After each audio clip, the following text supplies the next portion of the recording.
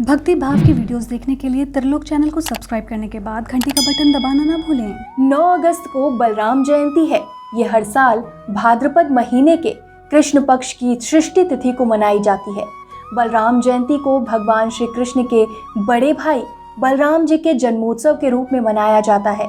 हिंदू धर्म के अनुसार बलराम जी शेषनाग का ही एक अवतार है। उन्होंने द्वापर युग में भगवान श्री कृष्ण के बड़े भाई के रूप में धरती पर जन्म लिया था। आपको बता दें कि बलराम जयंती को हल सृष्टि और हरछठ के नाम से भी जाना जाता है। बलराम जी का शस्त्र हल है और वह हमेशा हल धारण करे हुए ही रहते हैं, इसलिए उन्हें हलधर भी कहते हैं। मान्यता है कि बलराम जयंती के दिन दूध और दही से बनी चीजों का सेवन वर्जित होता है। इस दिन केवल धरती से पैदा होने वाले अन्न का ही सेवन किया जाता है। बलराम जयंती का दिन संतान प्राप्ति के लिए बहुत ही उत्तम माना जाता है। यह दिन महिलाओं के लिए बहुत ही खास होता है। जिन महिलाओं की संतान होती है वो अपनी संतान की रक्षा के लिए इस दिन व्रत रखती हैं, और जिन महिलाओं की अभी तक संतान नहीं है वह संतान प्राप्ति के लिए इस व्रत को रखती हैं। मान्यता है कि इस दिन व्रत रखने और बलराम जी की विधि विधान से पूजा करने से संतान संबंधी सभी परेशानियां दूर हो जाती हैं। आज की इस वीडियो में हम आपको बलराम जयंती से जुड़ी कथा, इसके शुभ मुहूर्त, पूजा विधि और कुछ नियमों के बारे में बताएंगे। बलराम जयंती की कथा। एक पौराणिक कथा के अनुसार एक ग्वालिन गर्भवती थी और उसके प्रसव में थोड़ा ही समय बाकी था, लेकिन अपनी ऐसी स्थिति की परवाह किए बगैर ही वह नगर में दूध और दही बेचने के लिए चली गई। थोड़ी दूर जाने पर ही उसको प्रसव पीड़ा होने लगी तो वह एक झरबेरी की ओट में चली गई। वहां उसने एक बच्चे को जन्म दिया। कहते हैं कि उस दिन हल सृष्टि थी। ग्वालिन ने बच्चे को जन्म देने के बाद थोड़ी देर आराम किया और फिर बच्चे को वहीं लेटाकर आगे चली गई, लेकिन उसका हल सृष्टि का व्रत खंडित हो गया। ग्वालिन की गलती के कारण झरबेरी के नीचे लेटे उस बच्चे को गलती से किसान का हल लग गया। वह बच्चा जोर जोर से रोने लगा। जब किसान ने उस बच्चे के रोने की आवाज़ सुनी तो वो घबरा गया और उसने झरबेरी के कांटों से टाँके लगाकर बच्चे को वहीं छोड़ दिया। जब ग्वालिन दही दूध बेचकर वापस लौटी तो उसने देखा कि उसका बच्चा मृत पड़ा है।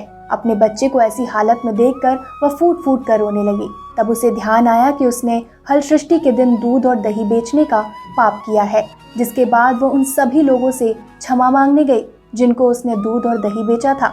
सभी लोगों ने उसकी इस भूल को माफ कर दिया। कहते हैं कि अपनी भूल का पश्चाताप करने के बाद वह ग्वालिन वापस अपने मृत बच्चे को देखने उसके पास पहुंची।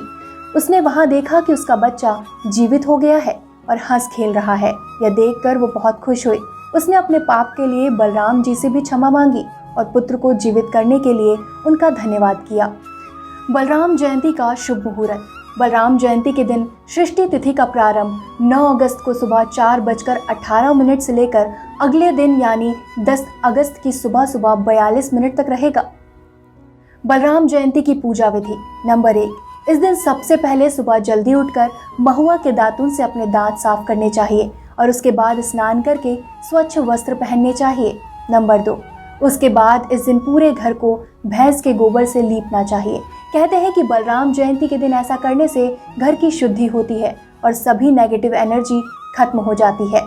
नंबर 3, बलराम जयंती के दिन भगवान श्री कृष्ण और माता गौरी की विधि विधान से पूजा करनी चाहिए। नंबर 4, इसके बाद महिलाओं द्वारा तालाब के किनारे झरबेरी, पलाश और कांसी का पेड़ लगाने की परंपरा है। नंबर 5, अंत में महिलाएं बलराम जयंती की कथा सुनती या पढ़ती हैं। इसके बाद भगवान श्री गणेश और माता गौरी की आरती करती हैं। फिर अपनी संतान प्राप्ति की मनोकामना भगवान बलराम के सम्मुख रखती हैं और भगवान बलराम उन्हें संतान प्राप्ति का वरदान देते हैं। बलराम जयंती व्रत के नियम।